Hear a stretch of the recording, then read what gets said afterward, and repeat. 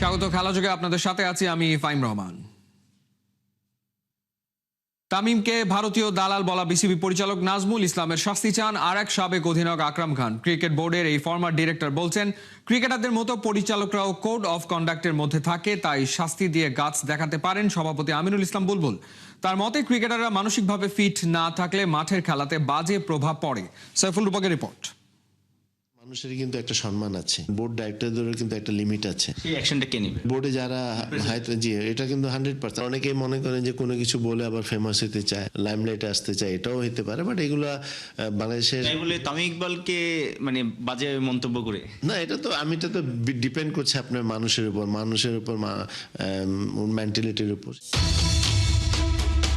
2-3 দিন আগে তামিম ইকবাল একটা প্রোগ্রামে বলেছেন যে বাংলাদেশ ক্রিকেট বোর্ডকে আসলে ভবিষ্যৎ চিন্তা করে বা ভবিষ্যৎ দেখিয়ে আসলে একটা সিদ্ধান্ত নিতে হবে বিশ্বকাপে ভারতে যাওয়া না যাওয়া ইস্যুটা। কারণ আইসিসি থেকে আসলে বাংলাদেশের সবচেয়ে বেশি রেভিনিউটা আসে বা টাকাটা আসে, সেটার এগেনস্টে বিসিবির বর্তমান একজন পরিচালক, ফিনান্স কমিটির চেয়ারম্যান বাজে ভাবে আসলে সোশ্যাল প্ল্যাটফর্মে তামিমকে হেয় করেছেন।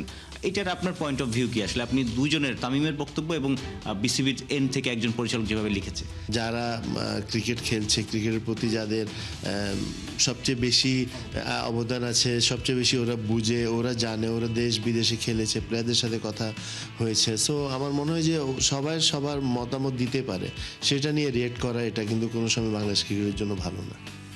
রিয়্যাক্টের তো একটা লেভেল আছে, মানে তার যে শব্দটা, আপনি এক্স ক্যাপ্টেন, বাংলাদেশে আরেক এক্স ক্যাপ্টেন তামিম ইকবালকে নিয়ে এরকম কথা আসলে একজন বোর্ড পরিচালক, কারেন্ট বোর্ড পরিচালক বলতে পারে কিনা? আপনাকে you have to respect each আদার।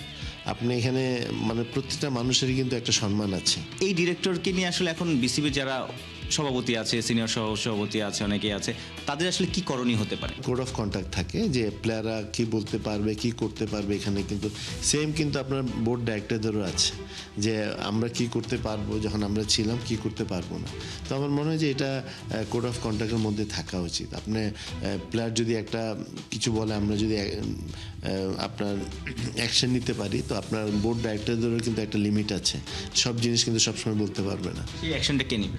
সেটা বোর্ড নিবে। বোর্ডে যারা হয়তো জি এটা কিন্তু 100%। আদারওয়াইজ আপনি ধরে নিতে পারেন যে মানে ওই গার্ডস নেই আর কি। আজকে তামিম ভবিষ্যতে অন্য এক্স ক্যাপ্টেনকে নিয়েও কথা বলতে পারে, অন্য একজন যারা কারেন্ট ক্রিকেটার, তারাও তো আসলে টেনশনে থাকবে যে এই বোর্ড পরিচালকরা হয়তো ইন ফিউচার আমাদের নিয়েও কথা বলতে পারে, ওপেন সব জায়গায়, এবং বাজে মন্তব্য করতে পারে। সেটাও তো আসলে তাদের এক ব্যাক অফ দ্য মাইন্ডে একটা ভয় কাজ করবে। এটা ব্যাড একটা কালচার কিন্তু শুরু হয়ে যাচ্ছে। আপনার ক্রিটিসাইজ হবে, আপনাকে মানুষ খারাপ বলবে, বাট আপনাকে এটা দেশের জন্য এটা সহ্য করতে হবে এবং এটা আপনার কাজ করে যাবেন। এখন যদি আপনি কেউ যদি কোনো কিছু বলে থাকে, সেটা যদি আপনার কাছে খারাপও লাগে, আপনি যদি ওটা রিপ্লাই দেন, তাহলে প্রবলেমটা শুরু হয়। আর অনেক অভিযোগ ক্রিকেটারদের কাছে শোনা যায়। আপনি ক্রিকেট অপারেশনসের চেয়ারম্যান ছিলেন লম্বা সময়। সাম্প্রতিক সময় শোনা যাচ্ছে ফিনান্স কমিটি থেকে ডাব কয়টা খাওয়া হবে সেটা নিয়ে অনেক আলোচনা হচ্ছে, কমিয়ে দেওয়া হচ্ছে চা বিস্কিট, কিংবা ইভেন ম্যাচ জার্সি কমিয়ে দেওয়ার একটা তাড়না, মানে সব জায়গাটাতে একটু কমিয়ে দেওয়া, বা ক্রিকেটারদেরকে মাঠে নামার আগে তাদেরকে আসলে সেই ফোকাস থেকে সরিয়ে ফেলা হচ্ছে। এটা আসলে ক্রিকেটের কতটা ক্ষতি হচ্ছে? প্লেয়ারদেরকে যত বেশি কমফোর্টেবল রাখবেন, অত লাভ কিন্তু বাংলাদেশে। কারণ আমাদের একটাই কাজ করা উচিত, আমরা না, সারা বিশ্বে যারা আছে ওরা দেখবেন প্লেয়ারদেরকে ফ্যাসিলিটি দেওয়ার জন্য যতটুকু পারে ফ্যাসিলিটিস দেয়। এইসব ক্ষেত্রে কিন্তু আপনার টাকা কম মানে খরচ করার যদি মেন্টালিটি না থাকে, তাহলে কিন্তু আপনার ক্রিকেটটা ডেভেলপ হবে না। সাইফুল রূপক, ৭১।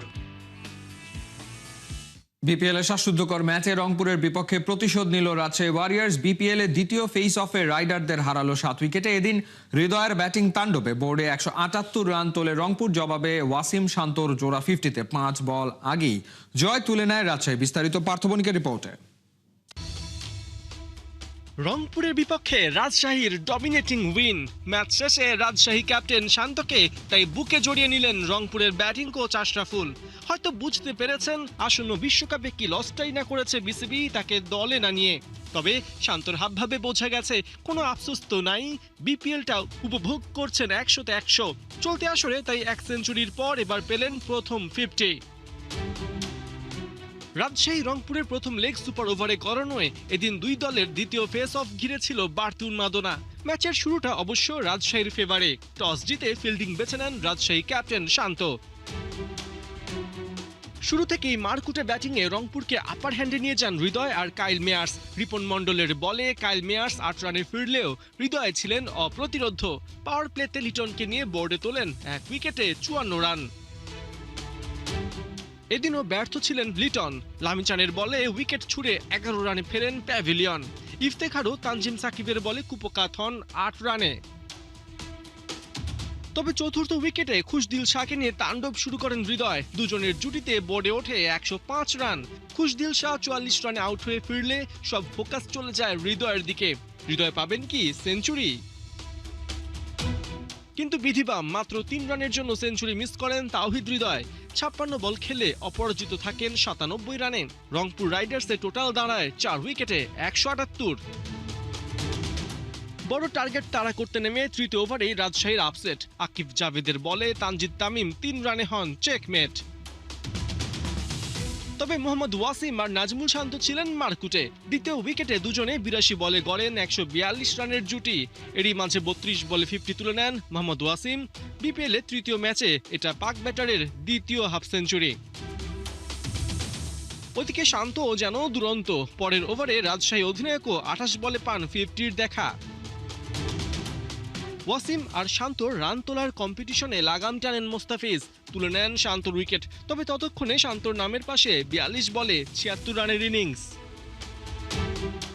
জিমি নিশাম 1 রানে কাটা পড়লে রংপুরের মুখে হাসি ফোটে। কিন্তু ওই হাসি যে ক্ষণস্থায়ী। রায়ান বার্লকে এক প্রান্তে রেখে রাজশাহীকে জিতিয়েই মাঠ ছাড়েন মোহাম্মদ ওয়াসিম। 59 বলে অপরাজিত থাকেন 87 রানে। 5 বল আগে রাজশাহী পায় 7 উইকেটের দাপুটে জয়। পার্থ বণিক, 71। বিপিএলে গেল বিশেষ একদিন। ফ্র্যাঞ্চাইজি ক্রিকেটের ইতিহাসে প্রথমবারের মতো একই দলে খেলেছেন বাবা ছেলে। এমন দিনে ঢাকা ক্যাপিটালসকে 41 রানে হারিয়ে ব্যাক টু ব্যাক জয় পেয়েছে নোয়াখালী এক্সপ্রেস। হারের মধ্যে থাকা ঢাকা ক্যাপিটালসের প্লে অফের পথ হয়েছে আরো কঠিন। ফয়সাল হাবিবের রিপোর্ট। খেলতে এসেছেন নিজের প্রথম ফ্র্যাঞ্চাইজি লিগ, সেখানে সতীর্থ হিসেবে পাচ্ছেন নিজের বাবাকে, আর ডেবিউ ক্যাপটাও পেলেন জন্মদাতা বাবার কাছে। এমনই অভূতপূর্ব সুন্দর এক দৃশ্যের অবতারণা হয়েছিল সিলেট আন্তর্জাতিক ক্রিকেট স্টেডিয়ামে নোয়াখালী এক্সপ্রেস বনাম ঢাকা ক্যাপিটালসের ম্যাচের আগে। আর ম্যাচে বাবা মোহাম্মদ নাবির দোয়া এবং অনুপ্রেরণায় হাসান ইসাখিল খেললেন মনে রাখার মতো এক ইনিংস। ম্যাচ জিতিয়ে হলেন player of the match. Soumya Sarkar এবং হাসান ইসাখিলের নতুন ওপেনিং জুটি মাঠে নামিয়েছিল এক্সপ্রেস ম্যানেজমেন্ট, কিন্তু বদলায়নি দলটার খেলার ধরন। শুরু থেকেই আক্রমণাত্মক ছিলেন দুই ওপেনার। হাসান আর সৌম্য কেউ কাউকে এগিয়ে যেতে দেননি, দুজনই রান তুলেছেন পাল্লা দিয়ে। ঢাকা ক্যাপিটালসের বোলারদের মেরে এলোমেলো করে নোয়াখালী ওপেনাররা পাওয়ার প্লেতে নেয় 62 রান। পাওয়ার প্লের পরও রান তোলার গতি কমায়নি এক্সপ্রেস ওপেনাররা। 9 ওভারে দলটা করে 100, কিন্তু এরপর হয় ছন্দপতন। 48 রানে আউট হয়ে ফেরেন সৌম্য সরকার। দলের রান তখন 101। প্রথম উইকেটের পর ম্যাচে ফেরার চেষ্টা চালায় ঢাকা ক্যাপিটালস বোলাররা। দ্রুত ফেরেন শাহাদাত দীপু এবং হাবিবুর রহমান সোহানো। অবশ্য এরই মধ্যে 50 তুলে নেন হাসান ইসাখিল। 119 রানে তৃতীয় উইকেটের পতনের পর আসে সেই মাহেন্দ্র খন। প্রথমবারের মতো ফ্র্যাঞ্চাইজি ক্রিকেটে একসাথে ব্যাটিং করেন বাবা ছেলে। নাবি আর ইসাখিল দুজনে মিলে করেন 53 রানের জুটি। নোয়াখালী তখন 200 রান করে ফেলবে বলেই ধারণা সবার, কিন্তু হিসেব নিকেশ পাল্টে বোলিংয়ে আসেন আব্দুল্লাহ আল মামুন, ফেরান নাবিকে। পথ হারায় নোয়াখালীও। শেষ 3 ওভারে মাত্র 17 রান তুলতে পারে দলটা। দলীয় স্কোর তাই 184তেই আটকায়। দারুণ কামব্যাকে ঢাকার চোখে তখন ম্যাচ জেতার স্বপ্ন ভাঙতে খুব বেশিক্ষণ সময় লাগেনি ক্যাপিটালস সমর্থকদের। লক্ষ্য তাড়া করতে নেমে প্রথম 5 ওভারেই 4 ব্যাটারকে হারায় ঢাকা ক্যাপিটালস। সবচেয়ে বড় নাম রহমানুল্লাহ গুরবাজ আউট হন সবার আগে। এরপর একে একে ফেরেন আব্দুল্লাহ আল মামুন, নাসির হোসেন। সবচেয়ে বেশি হতাশ করেন বাজে সময়ের বাক্সেবন্দি সাইফ হাসান, আউট হন 0 রানে। একদিকে উইকেট পড়ার ধারা আটকাতে হবে, আরেকদিকে ছুটতে হবে 185 রানের পেছনে। এমন কঠিন কম্বিনেশন সামলিয়ে এগোতে থাকেন ক্যাপিটালস ক্যাপ্টেন মোহাম্মদ মিথুন এবং শামীম পাটোয়ারি। দুজনের জুটিও হয় 53 রানের, কিন্তু আবার ম্যাচে ফেরে এক্সপ্রেস। সৌম্য সরকারের অসাধারণ ক্যাচে ফেরেন শামীম। পাটোয়ারির ফেরার পর আর বেশিক্ষণ স্থায়ী হয়নি ঢাকার ইনিংস। দ্রুত ফেরেন সাব্বির রহমান, 50-র আগে আউট হন মোহাম্মদ মিথুনও। হারের ব্যবধান কমানো ছাড়া আর কিছু করতে পারেননি মোহাম্মদ সাইফুদ্দিন। শেষ পর্যন্ত ঢাকা ক্যাপিটালস অল আউট হয় 143 রানে। ফয়সাল হাবিব, 71। যারা যাচ্ছেন টি-20 বিশ্বকাপের মহারণে তাদের ব্যাটে রান নেই, আর যে নাজমুল শান্তকে বেশ আগে থেকেই রাখা হয়নি ভাবনায়, তিনি যেন হয়ে উঠেছেন এই ফরম্যাটেরই এক প্রতীক। নিজে রান করছেন দল রাজশাহী ওয়ারিয়র্সকে নিয়ে, রীতিমতো বাকিদের টেক্কা দিচ্ছেন বিপিএল এর শিরোপা রেইসে। তবে কি নির্বাচকদের দরজায় ক্রমাগত নক করে বিশ্বকাপ দলের জায়গাটা করেই নেবেন শান্ত? খালিদ জামিল জানাচ্ছেন বিস্তারিত। টি-20তে আসলে ফেলিয়ার নিয়ে খুব বেশি চিন্তা করাটা আমার কাছে মনে হয় না যৌক্তিক। দেখবেন যে একটা ভালো ইনিংস আবার ওই কনফিডেন্সটা ফেরত আনবে। একদম টু দ্য পয়েন্টে কথা বলছেন নাজমুল হোসেন শান্ত।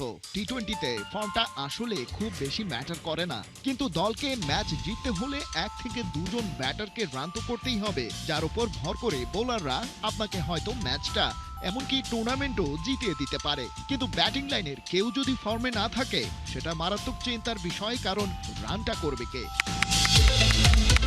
আসন্ন বিশ্বকাপে তেমন কজন ম্যাচ উইনার ব্যাটারের তালিকা তাহলে করা যাক এবারে। সেখানে সবার আগে নামটা নিশ্চয়ই তানজিদ হাসান তামিমের, কারণ তিনি বাংলাদেশের হয়ে করবেন ওপেনিং। এখন পর্যন্ত বিপিএল এ মাত্র 12 গড়ে রান করেছেন রাজশাহী ওয়ারিয়র্সের এই ব্যাটার। তার পজিশনে এই এভারেজ আসলে বিলো এভারেজ। ক্যাপ্টেন লিটন দাসও ফর্মের বাইরে, ম্যাচ প্রতি তুলতে পেরেছেন 20 করে রান, স্ট্রাইক রেটটাও ভাবায়। তবে আশার কথা অনেকটা রিকভার করেছেন তাওহিদ হৃদয়। রবিবারের ম্যাচের আগে তার গড় ছিল 17.5। রংপুরের হয়ে রাজশাহী ওয়ারিয়র্সের বিপক্ষে অপরাজিত 97, ওকে নিয়ে গেছে 33-এর ওপারে। লিটন এবারে কিপিং গ্লাভস ছাড়াই ধরেছেন দারুণ কিছু ক্যাচ। তবে বিশ্বকাপে তার যে উইকেট কিপারের রোল, সেটা রংপুর রাইডার্সে প্লে করছেন নুরুল হাসান সোহান। কিপিং এ ম্যাচ প্র্যাকটিসে একটু কি পিছিয়ে পড়লেন ক্যাপ্টেন? ওদিকে সোহানের ব্যাটও কিন্তু সেভাবে কথা বলেনি এখন পর্যন্ত। রোলটা তার লেজের দিকে ফিনিশারের, সেই হিসেবে এভারেজ রানে নজর না দিলেও স্ট্রাইক রেটটা তো দেখতে হবে। কিন্তু সেখানেও গড়ের মাঠ পারভেজ ইমন বাকিদের চেয়ে বরং আলাদা। উড়ন্ত শুরুর ধারাবাহিকতা না থাকলেও ডিসেন্ট স্কোর করে গেছেন এবারের বিপিএল এ।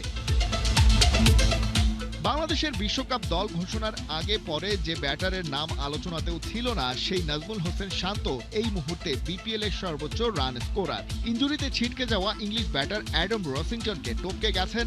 রংপুর রাইডার্সের বিপক্ষের ম্যাচেও রাজশাহীর ক্যাপ্টেন খেলেছেন 42 বলে 76 রানের বিধ্বংসী এক ইনিংস। তবে কেবল একটা নয়, বিপিএল জুড়েই তার ব্যাটিং ছিল ঈর্ষণীয়। না, আমি যতটুকু জানি বিশ্বকাপ টিম তো দিয়ে দিয়েছে, আমি তাই জানি। বাট সেটা তো আসলে আমি মানে এটা নিয়ে আমি চিন্তাও করি না। আমার মূল ফোকাস যে আমি কিভাবে আমি প্রতিদিন ইম্প্যাক্ট রাখতে পারি। আর আমার কাছে মনে হয় যে স্টিল নট এনাফ। আমি যেভাবে ব্যাটিং করেছি, এখানে আরও সুযোগ আছে। আমি চেষ্টা করব নেক্সট ম্যাচে যদি আবার সুযোগ পাই, আবার দলের উপর ইম্প্যাক্ট রাখার। সিলেকশন আসলে আমার কন্ট্রোলে নাই। 7 ইনিংসে ব্যাট করে রান মোট 286, প্রায় 50 গড়ে রান করেছেন, আর স্ট্রাইক রেটটাও 150-র কাছাকাছি। যেন ফর্ম নয়, বিপিএল এর আগে আলাদিনের চেরাগ পেয়ে গেছেন শান্ত। তাই পেছনে ফিরে তাকাতে হচ্ছে না আর। বিশ্বকাপের আগে রান করছে না, কেন করছে না, এত বেশি আসলে চিন্তা করার থেকে আমার মনে হয় পজিটিভ চিন্তা করা ভালো। এবং আপনি যদি আগের সিরিজগুলো, ইন্টারন্যাশনাল বায়োল্যাটারাল সিরিজ যারা ওনারা খেলেছেন, তারা কিন্তু খুব ভালো অবস্থানে আছেন এবং বেশ কয়েকটা সিরিজও জিতেছেন। সো ওই কনফিডেন্সটা কিন্তু থেকেই যাবে। সো এটা নিয়ে খুব বেশি আমার মনে হয় না চিন্তার কোনো কারণ আছে। একই সাথে আদর্শ অধিনায়কের মতো আগলে রাখছেন বাকি আন্ডার পারফর্মারদের।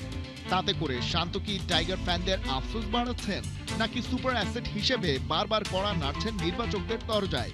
টি-20 বিশ্বকাপের দল ঘোষণা হয়েই গেছে, তবে সেখানেও এ মাসের 31 তারিখ পর্যন্ত পরিবর্তন আনতে পারবে বিসিবি। তবে শান্ত তো বলেই দিয়েছেন, ওসব ভাবনার টাইম নাই, করে যেতে চান নিজের কাজটা, make an impact for the win.